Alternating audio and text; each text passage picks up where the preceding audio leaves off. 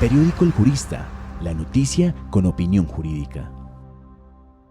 Pese a que el paro nacional del pasado 28 de abril fue convocado en contra de la reforma tributaria, la cual fue retirada días después en el Congreso de la República por orden del presidente Duque, las protestas se extendieron por más de 10 días en rechazo a otras políticas del gobierno nacional, entre ellas la reforma a la salud. Por este motivo, el periódico El Jurista conversó con Fabio Monroy, director del movimiento del sector organizado en salud en Colombia, para hablar sobre el proyecto de ley 010, el cual cabe destacar que aún no inicia su trámite en el Congreso. Asimismo, estuvimos presentes en el paro nacional de este 5 de mayo, donde varios estudiantes y profesionales de la salud nos manifestaron su rechazo ante esta iniciativa.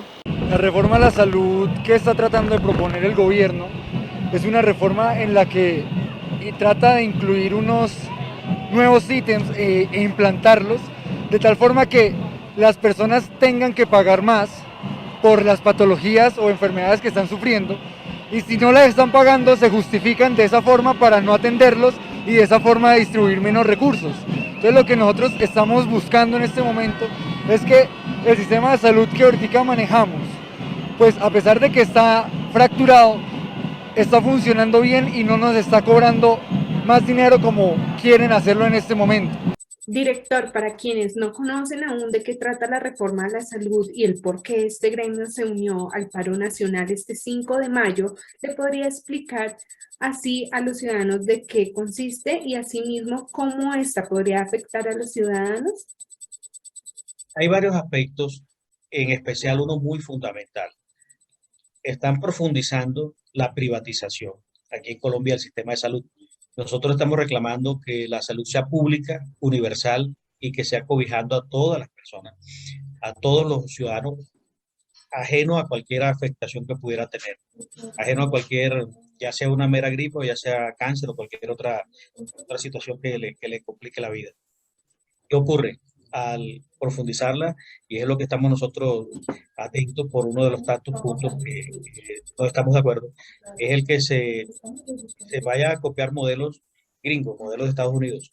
¿Por qué? Porque van a traer multinacionales para que sean las que manejen la salud. Allí estaríamos perdiendo la autonomía nosotros como país, la soberanía nacional se pierde y entran las multinacionales a manejar el sistema de salud, entre otros sistemas, por decirle de alguna manera, porque ya viene a ser es un comercio más. Si la salud se ha estado mirando más que como un servicio, más que como un derecho fundamental que debe ser, se está viendo como un negocio. Ahorita con todo esto que se está llevando con la reforma planteando, sería mucho más grave porque están planteando un modelo en el que haya aseguramiento, que sea como un seguro, como el seguro de automóvil, el seguro de cualquier otro tipo, en el que se contrata un seguro, por ejemplo, con el automóvil, es para si hay afectación, que tuviese un accidente y se daña las lámparas y se le tiene que cambiar algunas piezas de la tonería y resulta que se complica además de allí, si hasta ahí llegó el seguro y el usuario, el cliente, el asegurado, necesita que el carro se lo atiendan, se lo arreglen por completo, el resto lo tiene que pagar él. Así sería en la salud. En la salud se contrataría por especialidades, por eventos, por situaciones concretas. Ya les dije, por una gripa, por ejemplo. Y si se complica el paciente, ya lo demás lo tendría que pagar de su pecunio, de su bolsillo. Es gravísimo, repetimos, porque hay situaciones, por ejemplo, el tema del cáncer. Específicamente, el cancerológico atiende a todo tipo de población, con o sin recursos.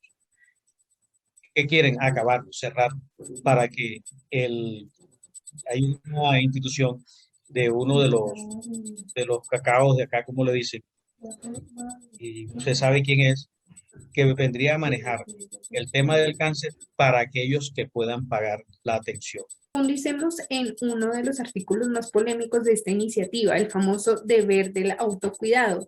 ¿En qué consiste exactamente y en el caso de ser aprobado, cómo afectaría este punto a los colombianos en medio pues, de una pandemia como la que hoy estamos enfrentando? Es tan incierto el tema que quien manejaría ese criterio serían las EPS. Si la EPS considera a su arbitrio que usted no se cuidó, le pone a pagar la atención. O sea, que no hay un parámetro fijo, claro, definido y concreto sobre ese autocuidado. Ellos pueden alegarlo en cualquier momento y contra cualquier persona.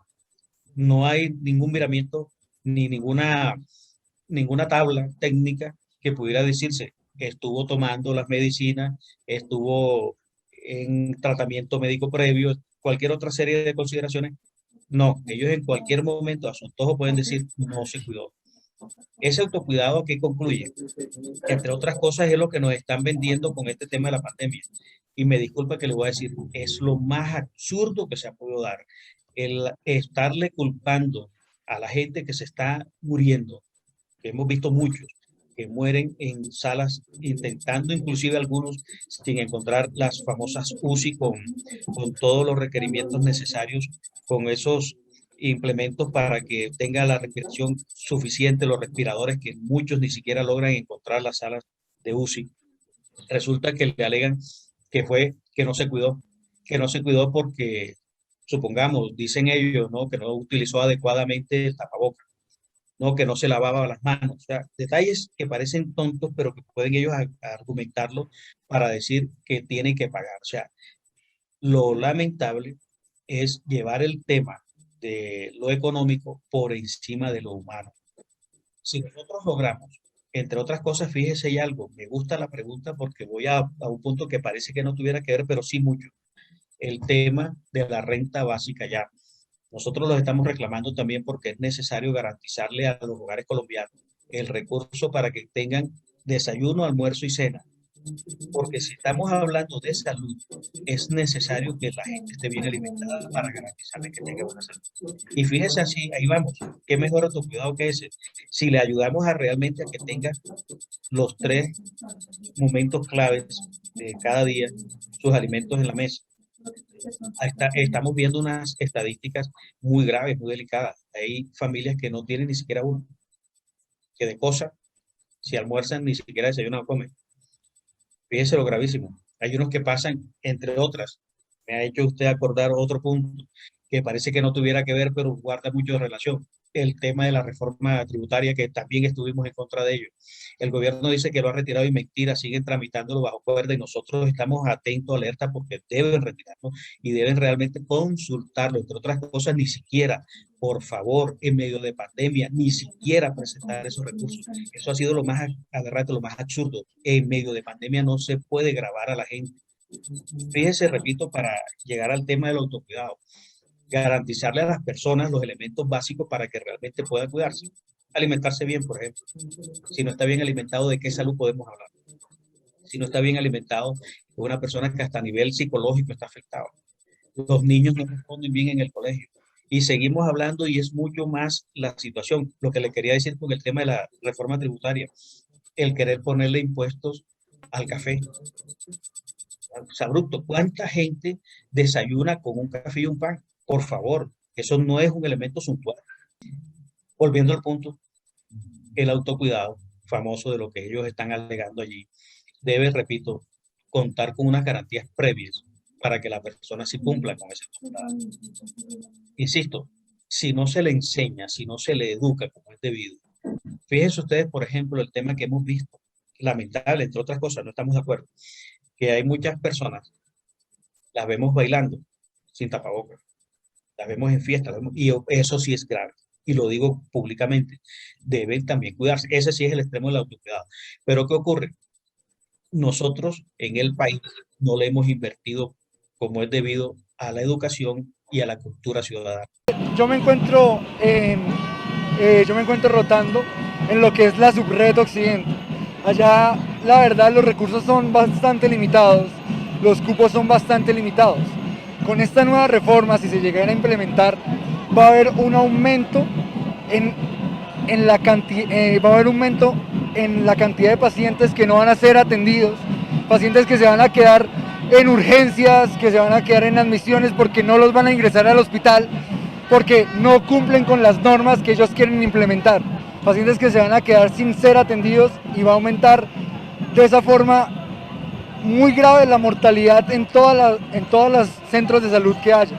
Entonces el panorama es muy feo en este momento. Más que todo, con las marchas que están habiendo van a haber un aumento de los casos de COVID, van a haber un aumento de las personas que llegan a urgencias y van a haber muy pocos que van a poder ingresar al hospital con esta nueva reforma. Usted bien lo dijo, se sabe que el sector salud está en la primera línea de la pandemia por el COVID-19 y han enfrentado un año muy duro, no solo por el incremento de los turnos, el riesgo de contagio, sino a nivel económico y emocional. Ahora, con esta reforma, los ponentes del proyecto aseguran que al prohibir la tercerización de los trabajadores de la salud, se mejorarán las condiciones de quienes laboran en este sector. ¿Qué piensa sobre este punto?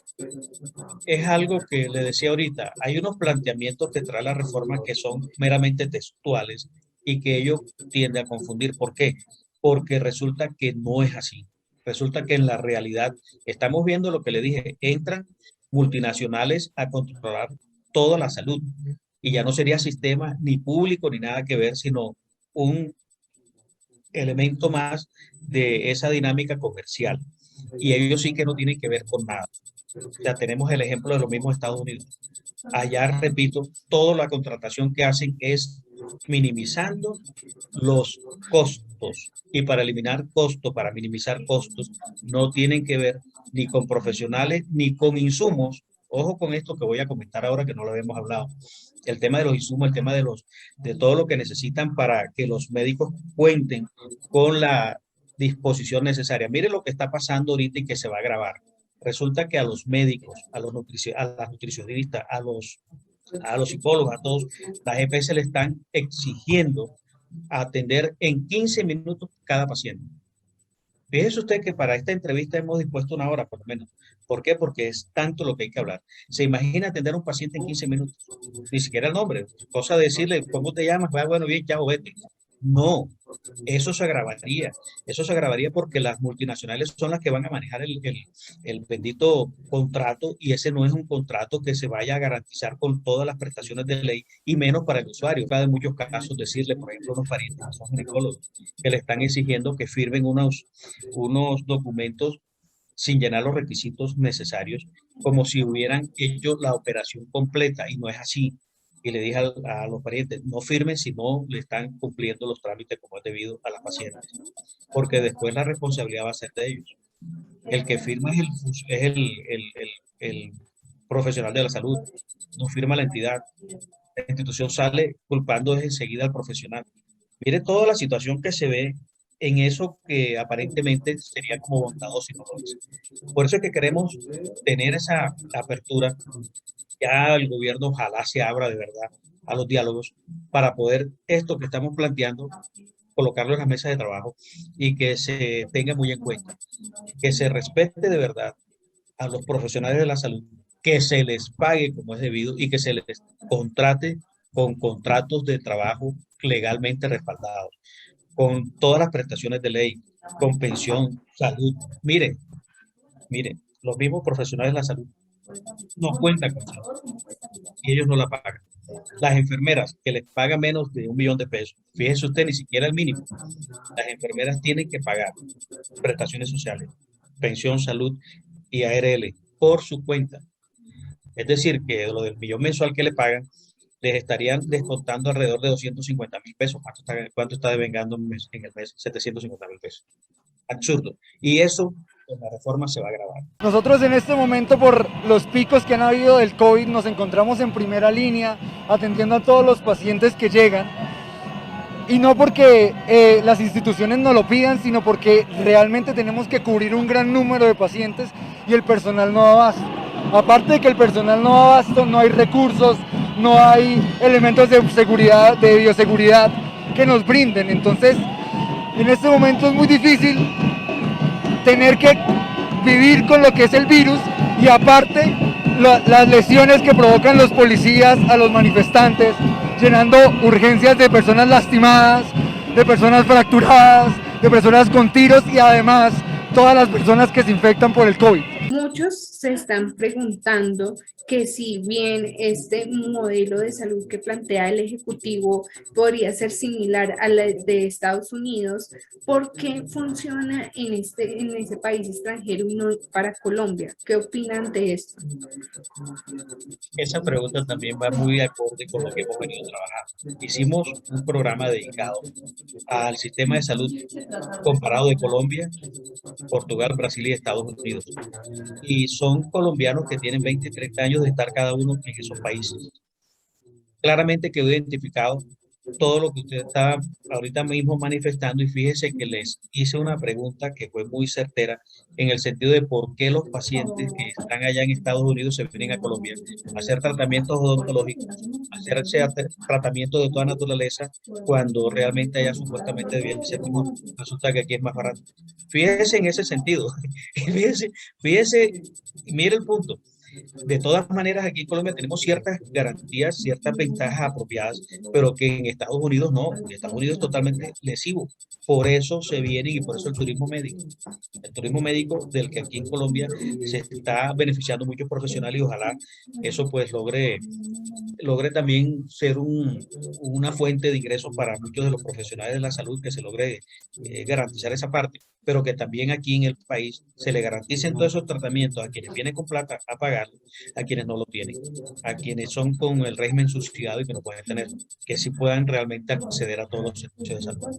Así que en Estados Unidos no es como nos lo pintan. No es como nos lo pintan. Y fíjese que es una realidad. Ese turismo médico, todos lo estamos viendo. Vienen muchos amigos, conocidos y familiares inclusive desde Estados Unidos, hablo concretamente de Estados Unidos, no de otros países. Estados Unidos vienen a hacer sus operaciones aquí, porque aquí es más económico. Ya vamos para más de 8 días de jornadas de protestas a raíz del paro nacional. Muchos en contra de la reforma tributaria, muchos en contra del abuso policial o en este caso en contra de la reforma a la salud. ¿Han tenido ustedes en este sector algún tipo de respuesta por parte del gobierno nacional? Nada, nada, por eso estamos diciendo que ojalá el gobierno abra los oídos y nos escuche. No se ha presentado hasta el momento. Ojalá la próxima semana logre realmente pues establecer las mesas de trabajo en las que el gobierno nos escuche, escuche las agremiaciones, escuche las inquietudes inclusive de los mismos estudiantes. Los estudiantes tienen muchos planteamientos que hacer porque están en juego tanto su rural, el año rural, como su propia carrera en general. Fíjese un detalle, ¿qué está pasando? Muchos médicos los estamos viendo hasta de taxistas. Por favor, ¿cuánto están invirtiendo los padres cada semestre? Eso también, fíjese, seguimos, me va a seguir dando cuerda y seguimos encontrando más temas de que hablar. Así que realmente se necesita lograr que nos escuche el gobierno. No está escuchando a los gremios, no está escuchando a los médicos, a las enfermeras, a los psicólogos, psicólogas, no los está escuchando. El país necesita tener un sistema de salud adecuado y necesita tener un sistema de tributación adecuado, así también lo que le decía, un sistema de control fiscal adecuado, que no lo tenemos.